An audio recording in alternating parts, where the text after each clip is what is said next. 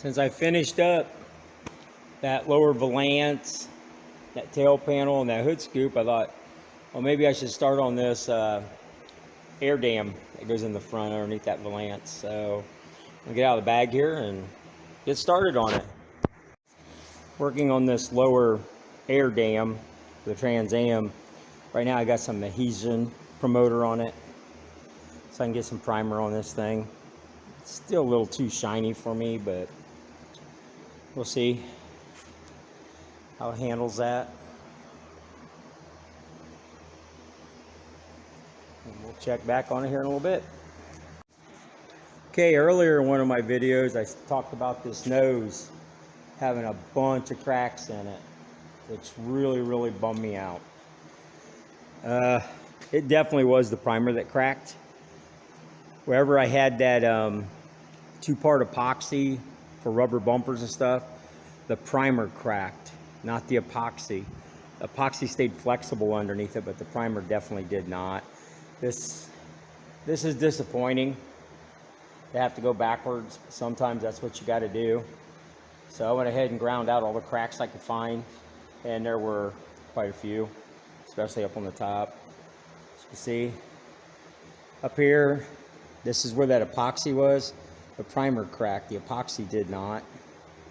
So I'm going to go back and mix those two parts and put this back together and fill all these cracks and spend I don't know how many more hours on this nose.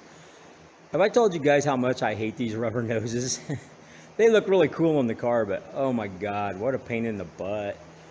But yeah, I'll keep working away at this. As I'm doing this, I'm also doing that air dam. So two things going on at once. We'll come back to this as soon as I can. You know, on that nose earlier, I was talking about digging out the cracks. This is what I used. I just put this in my angle grinder, went ahead and ran them out. On that air dam, I used some adhesive promoter, and when I went to prime it, I also added some flex additive. So I'm hoping that works out. You know, the primer looks pretty good, nice and it flowed out fine. So I don't think the adhesion promoter underneath it or the flex additive really affected it. I'm not going to try to twist it and see if the primer will crack. That'd be stupid as hell, but yeah, I think it'll work. You know, I'll find out once I get it painted and get it on the car, whenever I get the car painted, and go from there. But yeah, I'm glad to be moving forward on this. You know, I moved my car, I took it off the lift and put it over there on the scissors lift so I could lift it up in case I need to do any final sanding on the fenders and quarters and the bottoms of them. Makes it a lot easier me laying on my back. But yeah, I'll be back later. Working on this air dam Jones spoiler, whatever you want to call it. Actually going really well. Went ahead and have it in a base coat.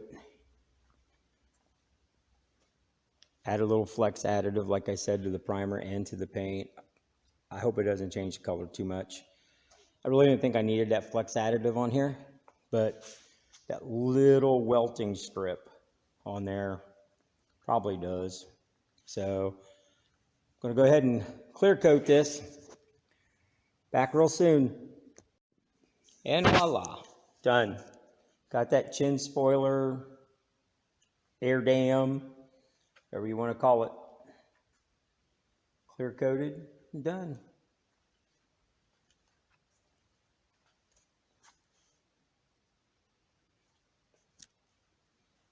As soon as this dries, I'll put it with the rest of the parts that I did the other day, which had them up here on the top shelf so they can cure out.